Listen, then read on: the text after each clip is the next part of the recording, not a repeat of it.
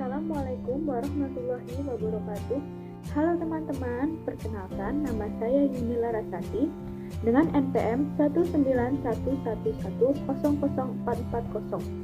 Saya dari Prodi Pendidikan Guru Madrasah Ibtidaiyah semester 3, kelas C, Fakultas Tarbiyah dan Keguruan Universitas Islam Negeri Raden Intan Lampung.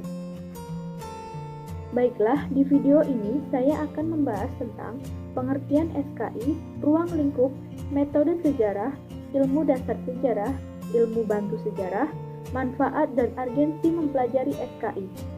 Mata kuliah Sejarah Kebudayaan Islam yang diampu oleh Ibu Lilis Setiawati, MPD. Mari kita belajar bersama. Yang pertama, pengertian sejarah kebudayaan Islam. Sejarah kebudayaan Islam merupakan peristiwa yang benar-benar terjadi di masa lalu yang di dalamnya terkandung ilmu pengetahuan, kepercayaan, kesenian, moral, hukum, adat istiadat, dan kemampuan yang lain serta kebiasaan yang didapat oleh manusia sebagai anggota masyarakat. Ruang lingkup sejarah kebudayaan Islam di Madrasah Ibtidaiyah meliputi 1. Sejarah masyarakat Arab pra-Islam. Sejarah kelahiran dan kerasulan Nabi Muhammad SAW. Yang kedua, dakwah Nabi Muhammad SAW dan para sahabatnya yang meliputi kegigihan dan ketabahan dalam berdakwah, kepribadian Nabi Muhammad SAW, hijrah Nabi Muhammad SAW ke Habasyah, peristiwa Isra Mi'raj Nabi Muhammad SAW. Ketiga, peristiwa hijrah Nabi Muhammad SAW ke Yastrib. Keperwiraan Nabi Muhammad SAW, peristiwa Fathul Mekah, dan peristiwa akhir Rasulullah SAW. Keempat, peristiwa hijrah ke Habasyah dengan masuknya Raja Najasyi ke dalam Islam. 5. Peristiwa-peristiwa pada masa Khulafaur Rasyidin.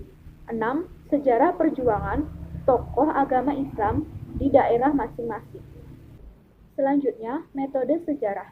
Metode sejarah adalah proses menguji, menganalisis secara kritis rekaman dan peninggalan masa lampau, rekonstruksi yang imajinatif dari masa lampau berdasarkan data yang diperoleh dengan menempuh proses itu disebut historiografi atau penulisan sejarah.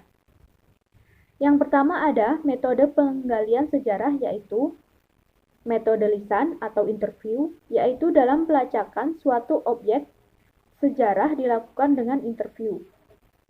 Selanjutnya, metode observasi. Dalam metode ini, objek sejarah diamati langsung.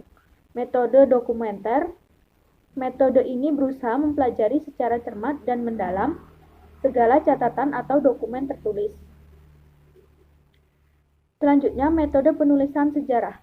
Adapun dalam penulisan sejarah, metode yang dapat digunakan adalah metode deskriptif. Dengan metode ini digunakan untuk menggambarkan adanya peradaban Islam tersebut. Selanjutnya, metode komparatif.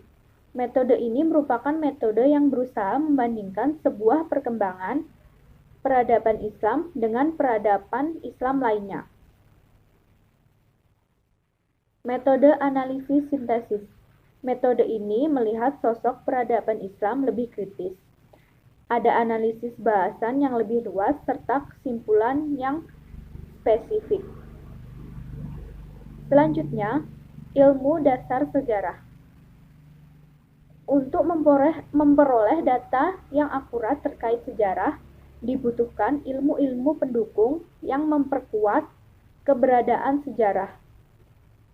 Adapun ilmu tersebut terbagi menjadi ilmu-ilmu dasar sejarah atau auxiliary disciplines dan ilmu-ilmu bantu sejarah auxiliary science. Adapun ilmu-ilmu dasar sejarah meliputi 1. Paleografi adalah pengetahuan mengenai tulisan-tulisan kuno. Melalui paleografi ini dapat diketahui beberapa hal yaitu bentuk tulisan, misalnya tulisan Arab, seperti Tumar, Nasakhi, Tulus, Farisi, Maghribi, Gubar, Diwani, dan lain-lain. Kapan dan di mana tulisan itu dibuat? Sebab tulisan mengalami perubahan-perubahan baik karena waktu maupun tempat yang berbeda. Diplomatik. Diplomatik adalah suatu cabang pengetahuan yang menyelidiki tanggal, tempat, serta dokumen-dokumen tertulis. Epigrafi. Epigrafi adalah cabang pengetahuan mengenai inskripsi atau tulisan yang terdapat dalam monumen, baik mengenai teknik penulisan atau pembuatan maupun isi teksnya. Kronologis. Kronologis adalah cabang pengetahuan yang membahas tentang masalah kesatuan waktu, seperti kalender Julius atau model lama dan Gregorius model baru. Dalam kalender Masehi, tahun Hijriah dalam Islam, 1 Hijriah sama dengan 622 Masehi. Tahun Saka, 1 Saka sama dengan 78 Masehi. Sigilografi. Sigilografi adalah pengetahuan mengenai segel yang dipergunakan oleh para raja, khalifah, gubernur, dan lain-lain. Dengan mengetahui bentuk-bentuk segel dan cara penggunaannya, maka akan diketahui apakah dokumen tersebut asli atau palsu. Heraldry. Heraldry adalah pengetahuan tentang tanda-tanda atau simbol istimewa yang terdapat dalam stempel, baju besi, pakaian para pembesar pada bendera, dan pakaian tentara. Numismatik. Numismatik adalah pengetahuan untuk mengadakan klasifikasi dan menguraikan secara deskriptif mengenai mata uang menurut negeri atau zamannya. Termasuk di dalamnya adalah medali. Genealogi. Genealogi adalah pengetahuan tentang asal-usul dan silsilah, termasuk juga daftar para pembesar dan pegawai. Selanjutnya, ilmu bantu sejarah. Ilmu bantu sejarah adalah ilmu yang dapat dijadikan sumber-sumber utama bagi sejarawan dalam penelitian dan penyusunan kembali atau rekonstruksi sejarah. Ilmu-ilmu bantu sejarah yaitu sebagai berikut. 1. Antropologi adalah ilmu yang mempelajari aspek kehidupan masyarakat dan kebudayaan. 2. Arkeologi adalah ilmu yang mempelajari manusia dan kebudayaan di masa lampau, seperti perkakas kuno. 3. Ikonografi adalah ilmu yang mempelajari arca, lukisan relief yang berisi lambang. 4. Numismatik adalah ilmu yang mempelajari koin, catatan bank, medali, dan uang primitif. 5. Etnologi atau etnologi adalah ilmu yang mempelajari tentang pembentukan budaya dan tradisi. 6. Paleontologi adalah ilmu yang mempelajari binatang dan tumbuhan purba melalui analisis fosil. 7. Epigrafi adalah ilmu yang mempelajari tentang prasasti. 8. Keramologi adalah ilmu yang mempelajari tentang benda bersejarah dari keramik. 9. Geologi adalah ilmu yang mempelajari tentang lapisan bumi. Dan yang ke-10, filologi adalah ilmu yang mempelajari tentang bahasa, kebudayaan, pranata, dan sejarah bangsa. Selanjutnya, urgensi atau pentingnya mempelajari sejarah kebudayaan Islam, yaitu mempelajari sejarah kebudayaan Islam sangat penting bagi kita umat Islam, khususnya para pelajar yang memiliki intelektual daripada mereka yang terpelajar. Sehingga ilmu yang didapatkan dapat bermanfaat dan diamalkan bagaimana yang telah diajarkan Al-Quran dan As-Sunnah.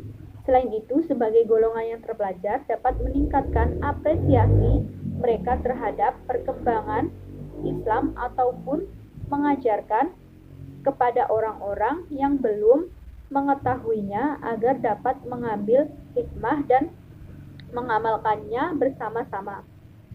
Dan diharapkan juga kita bisa bersama-sama menuju jalan yang benar. Selanjutnya, manfaat mempelajari sejarah kebudayaan Islam, yaitu yang pertama, merasa bangga dan mencintai kebudayaan Islam yang merupakan hasil karya kaum muslimin terdahulu. Yang kedua, ikut serta dalam pemeliharaan peninggalan terdahulu dengan mempelajari dan mengambil manfaat dari peninggalan tersebut.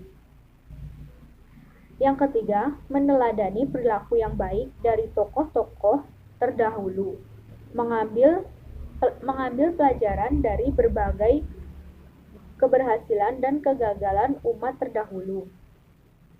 Yang keempat, memotivasi diri untuk meningkatkan prestasi yang telah diraih oleh umat Islam terdahulu. Kelima, sebagai pelajaran untuk diterapkan di masa sekarang. 6. Sebagai cerminan diri sehingga kita tidak terlalu melakukan kesalahan yang sama sebagaimana yang dilakukan oleh umat terdahulu. Itu tadi sedikit penjelasan dari saya akhiri. Wassalamualaikum warahmatullahi wabarakatuh.